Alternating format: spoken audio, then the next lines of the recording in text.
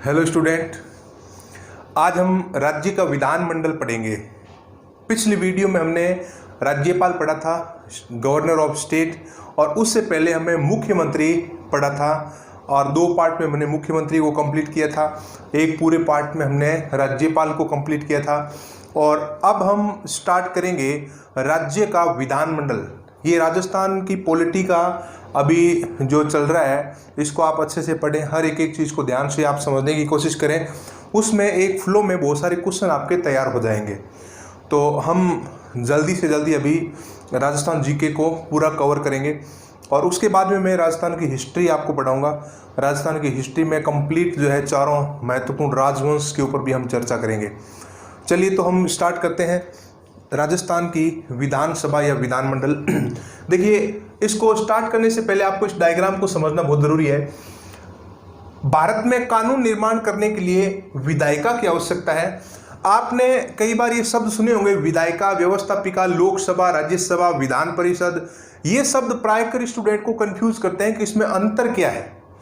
तो इस अंतर को समझने के लिए जरूरी है कि पहले केंद्र की विधायिका और राज्य की विधायिका को आप समझ लीजिए। देखो, विधायिका और व्यवस्थापिका एक ही है, इंग्लिश में इसको बोलते हैं लेजिस्लेचर। और केंद्र की जो विधायिका होती है उसको हम कहते हैं संसद या पार्लियामेंट, और राज्य की जो विधायिका होती है उससे हम कहते हैं विधानमंडल, राज्य विधानमंडल या स्टेट लेजिस्लेचर। केंद्र वाली जो विधायिका है संसद, उसमें राष्ट्रपति, लोकसभा, राज्यसभा, ये तीन अंग होते हैं। और राज्य वाली जो विधायिका है उसमें राज्यपाल, विधानसभा और विधान परिषद, ये तीन अंग होते हैं। अब इसको इस प्रकार से हम जोड़ने की कोशिश करते हैं। देखो, यहां पर जिस प्रकार से केंद्र में राष्ट्रपति होता है तो राज्यों में राज्यपाल होगा, और दोनों के उपनाम भी सेम है। इन दोनों को संवैधानिक प्रमुख, प्रथम नागरिक, कार्यपालिका का अध्यक्ष और इस प्रकार के नामों से भी हम जानते हैं। उसके बाद में देखो, लोकसभा, जैसे केंद्र में लोकसभा है तो राज्यों में क्या होती है, विधानसभा। लोकसभा जैसे केंद्र में होती है वैसे राज्य में विधानसभा होती है, और दोनों की प्रकृति सेम है, दोनों के उपनाम सेम है, दोनों सदनों में सदस्यों की न्यूनतम आयु सेम है, दोनों में से सरकारें बनती है, एक की केंद्र में एक की राज्यों में, बहुमत दोनों में सिद्ध किया जाता है, उपनाम दोनों के सेम है। जैसे निम्न सदन, प्रथम सदन, जनता का सदन, लोकप्रिय सदन, प्रतिनिधि सदन, अस्थायी सदन, ये नाम लोकसभा के हैं और यही नाम राज्यों की विधानसभा के हैं। उसके बाद में जैसे राज्यसभा है, राज्यसभा को हम जोड़कर पढ़ेंगे विधान परिषद के साथ। जिस प्रकार से राज्यसभा के नाम है वही नाम विधान परिषद के हैं। उच्च सदन, वरिष्ठों का सदन, बड़ों का सदन, स्थायी सदन, इस नाम से हम जानते हैं राज्यसभा को और इसी नाम से हम जानते हैं विधान परिषद को। इस प्रकार से आप इन दोनों को जोड़ने की कोशिश करें और ऐसा डायग्राम बनाकर आप पढ़ोगे तो आपको समझने में बहुत ही आसानी रहेगी और पढ़ाई आपके लिए गेम बन जाएगी। पढ़ना एक गेम होना चाहिए। संसद का उल्लेख संविधान के भाग कौन से में है, भाग 5 में, और विधानमंडल का उल्लेख संविधान के भाग कौन से में है, भाग 6 में है। संसद भाग 5 में अनुच्छेद 79 से लेकर 123 तक है। ठीक इसी प्रकार से विधानमंडल भाग 6 में 168 से लेकर 213 तक है। ये राज्य की विधायिका है और ये केंद्र की विधायिका है। यहां पर अनुच्छेद 79 के अंतर्गत संसद के गठन की बात की गई है और यहां विधानमंडल अनुच्छेद 168 के अंतर्गत गठन की बात करता है। जो बात 79 में लिखी है वही बात 168 में लिखी है। 79 में लिखा है कि संसद का गठन राष्ट्रपति, लोकसभा और राज्यसभा से मिलकर होगा, और 168 में लिखा है कि विधानमंडल का गठन राज्यपाल, विधानसभा और विधान परिषद तीन अंगों से मिलकर होगा। तो इस प्रकार से 168 और अनुच्छेद 79 दोनों सिमिलर है। अब हम इसमें बात करते हैं आगे विधानमंडल की। ये तो हमने केंद्र की और राज्य की विधायिका को आपस में जोड़ा है। अब हम विधानमंडल की बात करेंगे कि विधानमंडल जो दो प्रकार के होते हैं वो कौन कौन से होते हैं। देखो, बहुत ही सिंपल है, आप इनको एक बार अच्छे से समझने की कोशिश करें और आपस में लिंक करने की कोशिश करें। एक बार लिंक कर लिया तो चीज़ें आपके लिए बहुत आसान हो जाएगी। देखो, जब हम बात करते हैं कि राज्यों में विधानमंडल कितने प्रकार के होते हैं। तो विधानमंडल जो है 2 प्रकार के होते हैं। 2 टाइप ऑफ स्टेट लेजिस्लेचर। एक होता है एक सदनात्मक विधानमंडल, एक सदनात्मक या इंग्लिश में कह सकते हैं हम यूनिकैमरल स्टेट लेजिस्लेचर, और दूसरा है द्विसदनात्मक विधानमंडल, द्विसदनात्मक या हम कह सकते हैं बाइकैमरल स्टेट लेजिस्लेचर। एक सदन और 2 सदन में अंतर क्या है, देखो आप ध्यान से समझने की इसको कोशिश करना। 2 सदन का मतलब 2 सदन, एक सदन मतलब एक सदन, सिंपल है। एक सदनात्मक विधानमंडल में 2 अंग होते हैं। एक होता है विधानसभा और इसका दूसरा अंग होता है राज्यपाल। एक सदनात्मक विधानमंडल विधानसभा और राज्यपाल इन 2 अंगों से मिलकर बनती है, और द्विसदनात्मक विधानमंडल में 3 अंग होते हैं। एक विधानसभा होती है, एक विधान परिषद होता है, और तीसरा होता है राज्यपाल। विधानसभा और राज्यपाल एक सदनात्मक और द्विसदनात्मक में ये 3 अंग। अब देखो बिल्कुल सिंपल तरीके से आप समझने की कोशिश करें कि दोनों में अंतर केवल इसी का है। विधान परिषद यहाँ पर नहीं है और यहाँ विधान परिषद है, इसलिए 2 सदन हो गए, 2 इनकी द्वि, और यहाँ पर एक सदन है यानी कि एक सदनात्मक। अगर हम बात करें कि कितने राज्यों में इस प्रकार की व्यवस्था है, एक सदनात्मक व्यवस्था, तो हम कह सकते हैं टोटल जो है 22 राज्यों में 22 राज्य। और यहां पर जो द्विसदनात्मक विधानमंडल है वो कितने राज्यों में है और कितने केंद्र शासित प्रदेशों में है। अब देखिए राज्य तो यहां पर है 6 और केंद्र शासित प्रदेश यहां पर है 1, तो टोटल कितना हो गया 7। तो भारत में द्विसदनात्मक विधानमंडल कितने हैं, टोटल 7 है। उसके बाद में देखो एक सदनात्मक जो व्यवस्थापिका है 22 तो राज्यों के अंदर है, और केंद्र शासित प्रदेश जो है वो है 3।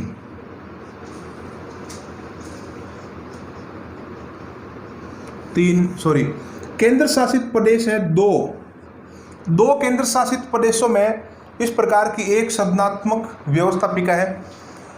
लेकिन वहाँ थोड़ा सा अंतर ये है कि यहाँ जैसे राज्यपाल होता है तो केंद्र शासित प्रदेशों में यहाँ उप राज्यपाल होता है। ये यहाँ पर अंतर आपको पता होना चाहिए।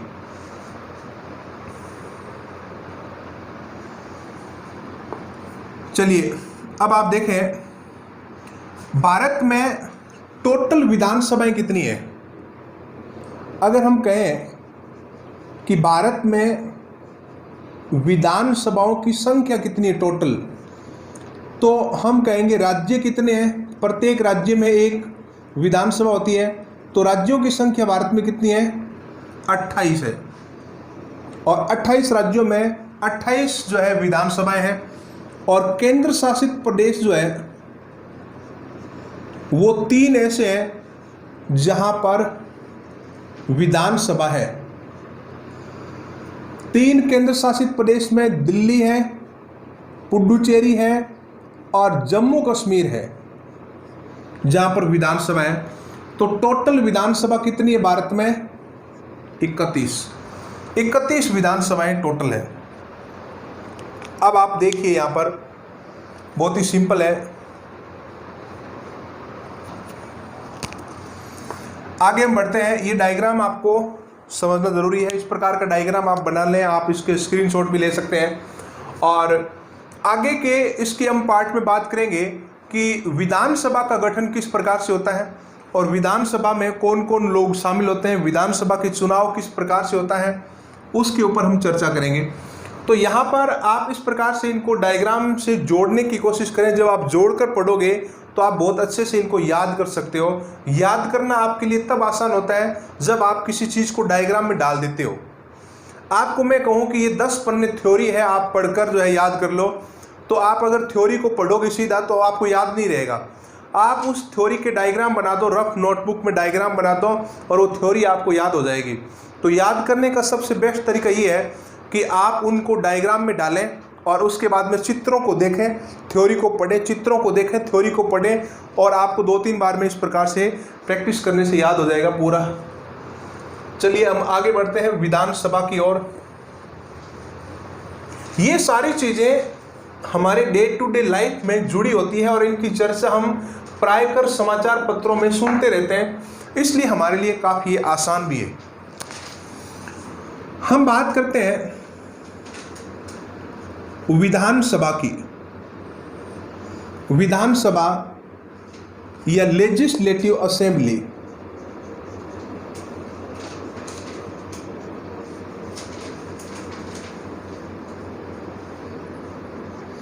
लेजिस्लेटिव असेंबली और इसके जो सदस्य होते हैं उनको MLA बोलते हैं। देखो यहाँ MLA member of legislative assembly और MLC member of legislative council, इन दोनों को हिंदी में बोलते हैं विधायक। क्या बोलते हैं? विधायक बोलते हैं इन दोनों को। और MP जो होते हैं, MP मेंबर ऑफ पार्लियामेंट, इनको बोलते हैं सांसद। MP सांसद होते हैं जो केंद्र में बैठते हैं, विधायक ये राज्यों में बैठते हैं, राज्यों की विधानसभा और विधान परिषद में। तो यहाँ पर हम विधानसभा पढ़ रहे हैं और विधानसभा के अंदर विधायक या MLA इन सदस्यों को हम कहते हैं। चलिए हम बात करते हैं कि विधानसभा में उपनाम पढ़े थे हमने। उपनाम,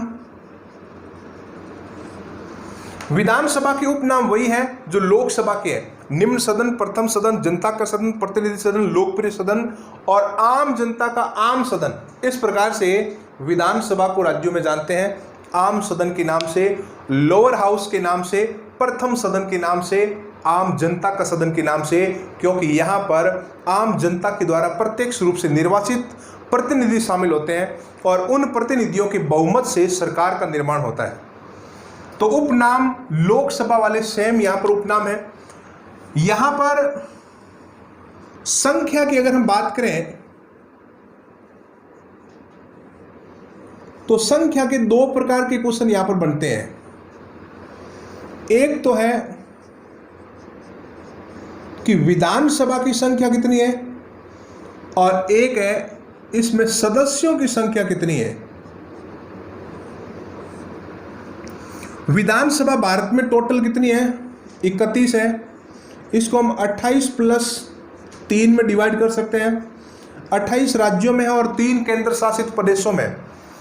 3 केंद्र शासित प्रदेशों में जम्मू कश्मीर, दिल्ली और पुडुचेरी, ये 3 केंद्र शासित प्रदेश है। जम्मू कश्मीर, दिल्ली और पुडुचेरी, जहां पर विधानसभा है और यहाँ मुख्यमंत्री की सरकार बनती है।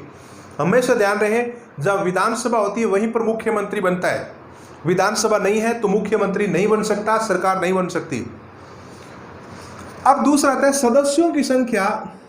सदस्यों की संख्या में अधिकतम सदस्यों का भी प्रावधान है इसमें, यानी कि मैक्सिमम मेंबर्स कितने हो सकते हैं और मिनिमम यानी कि न्यूनतम सदस्य कितने हो सकते हैं। अधिकतम और न्यूनतम दोनों के इसमें प्रावधान किए गए हैं। अधिकतम में लिखा है 500 500 और न्यूनतम में लिखा है 60, और इनके बीच में जो वेरिएशन होगा संख्या का वो होगा जनसंख्या के अनुपात में। अब आप यहां पर यह समझें कि कई राज्यों में सीटें कम हैं, कई राज्यों में सीटें ज़्यादा हैं। तो उसका कारण ये है कि इसमें लिखा है कि जनसंख्या के अनुपात में सीटों का निर्धारण आप कर सकते हो, कम या अधिक। एक विधायक 75,000 जनसंख्या पर चुना जाता है। तो कई राज्यों में जनसंख्या कम होने के कारण विधायकों की संख्या वहां पर कम होती है।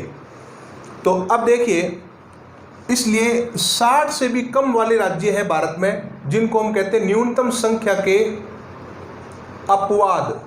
तो 60 वाली जो न्यूनतम संख्या उसको फॉलो नहीं कर पा रहे हैं, उसमें मिजोरम 40 सीट है, गोवा 40 सीट है, सिक्किम 32 सीट है, पुडुचेरी 32 सीट है, पुडुचेरी में 30 सीट है। तो यहाँ पर सबसे छोटी विधानसभा है भारत की पुडुचेरी। दोबारा सुने, भारत की सबसे छोटी विधानसभा पुडुचेरी है, लेकिन सबसे छोटी विधानसभा वाला राज्य जो है वो सिक्किम है। सिक्किम राज्य है, पुडुचेरी केंद्र शासित प्रदेश है। अगर एग्जाम में पूछ लें कि भारत की सबसे छोटी विधानसभा वाला राज्य कौन सा है, तो हम कहेंगे सिक्किम है।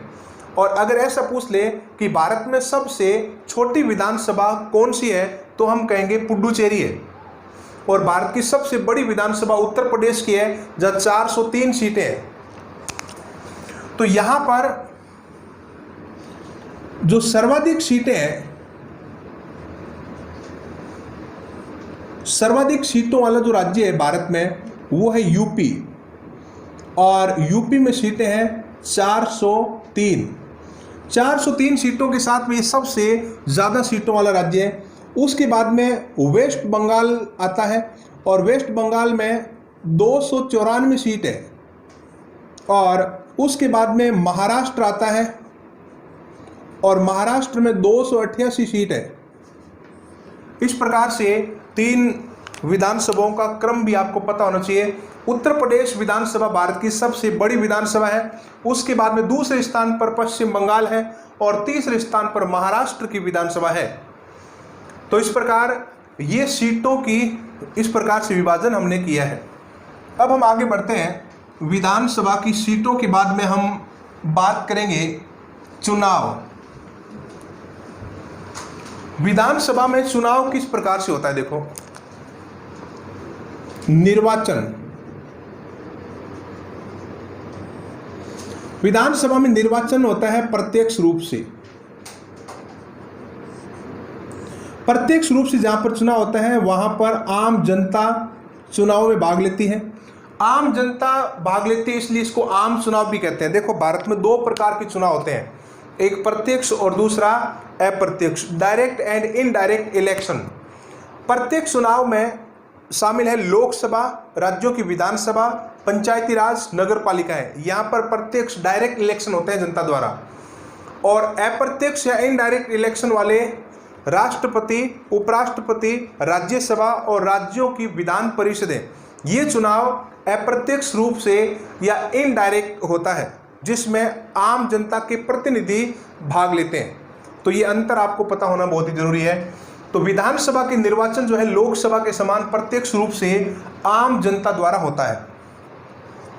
उसके बाद में ये जो चुनाव है उसमें एक सिद्धांत फॉलो किया जाता है, first past the post system. First past the post system, इसका मतलब है खंबा छूने का सिद्धांत। खंबा छूने का सिद्धांत आपने बचपन में वो एक गेम खेला होगा कि बचपन में छोटे बच्चे जिसके पास टॉफियाँ ज़्यादा होती है वो कहता है मुझे टॉफ़ी दो, तो वो बच्चा कहता है कि टॉफ़ी मैं तब दूंगा जब आप उस खंबे के हाथ लगाकर मेरे पास आओगे। तो आप दोनों भागो यहाँ से और खंबा छूकर मेरे पास जो सबसे पहले आएगा उसको मैं टॉफ़ी दूंगा। तो खंबा छूकर कितने लोग खंबा छूने के लिए भागते हैं और सबसे पहले आता है उसको टॉफ़ी मिलती है। इसी सिद्धांत को इस चुनाव में फॉलो किया गया है। इस चुनाव में क्या होता है कि कई कैंडिडेट चुनाव लड़ते हैं और इस चुनाव में सबसे ज़्यादा वोट प्राप्त करने वाले एक व्यक्ति को विजेता घोषित कर दिया जाता है, जिसके वोट परसेंट से कुछ भी हो, लेकिन उन कैंडिडेट्स में सबसे ज़्यादा होना चाहिए उसके पास में। जैसे घोड़ों की रेस होती है, घोड़े दौड़ते हैं और घोड़ों की रेस में सबसे आगे आने वाला घोड़ा जो है विजयी होता है। इसी सिद्धांत से विधानसभा के और लोकसभा के चुनाव में फॉलो किया जाता है। उसे कहते हैं first past the post system, खंबा छूने का सिद्धांत। आगे देखिए, ये जो प्रत्यक्ष चुनाव है हमने इंग्लैंड से लिए हैं और इंग्लैंड में इस प्रकार से चुनाव प्रत्यक्ष रूप से होते हैं, निम्न सदन के या जनता के सदन के चुनाव। यहां पर हम बात करते हैं विधानसभा के सदस्यों की शपथ का। विधानसभा के सदस्यों की शपथ प्रोटेम स्पीकर द्वारा दिलाई जाती है। प्रोटेम स्पीकर को हम अस्थायी अध्यक्ष भी कह सकते हैं। ये 2 दिन के लिए राज्यपाल के द्वारा मनोनीत किया जाता है। देखो ध्यान से सुनना, प्रोटेम स्पीकर का मतलब होता है अस्थायी अध्यक्ष। राज्यपाल आम चुनाव के बाद या विधानसभा के गठन के बाद में एक सबसे अनुभवी व्यक्ति या सबसे वृद्ध व्यक्ति को प्रोटेम स्पीकर बनाता है 2 दिन के लिए, और वो सभी सदस्यों को बारी बारी से शपथ दिलाता है, और उस प्रोटेम स्पीकर को शपथ दिलाता है राज्यपाल। तो प्रोटेम स्पीकर सभी विधानसभा के सदस्यों को पद की शपथ दिलाता है।